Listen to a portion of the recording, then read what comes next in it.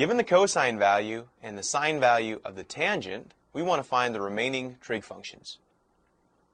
All right, here's the cosine is 1/3, and the tangent of theta is less than 0. That means that the tangent value is negative.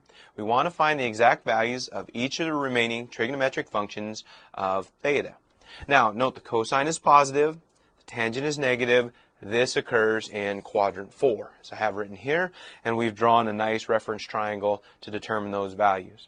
Start with what you're given. We obviously know that the cosine of theta is equal to 1/3. We know the reciprocal relationship between the cosine and the secant, so the secant of theta will be the reciprocal of 1/3, which is 3/1, or simply 3.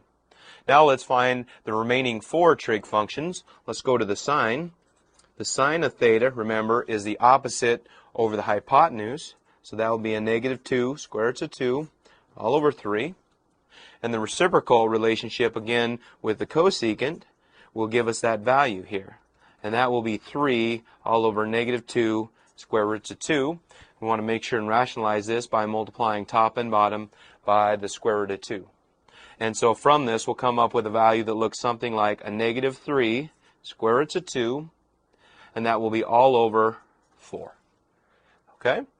Now all we need is the tangent now. Knowing that the tangent of theta is opposite over adjacent, we can say that the tangent of theta is equal to -2 square root of 2 all over 1.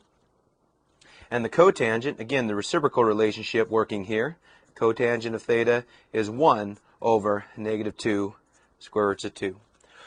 So if we rationalize this by multiplying top and bottom by the square root of 2, let's clean that up by writing a negative square root of 2 all over 4. And there we have our 6 trig functions, 1/3 and 3 for the cosine and secant respectively, the sine, the cosecant, the tangent, and the cotangent. So we've done it. Given the 1/3 and the fact that the tangent was negative, we now have our remaining trig functions.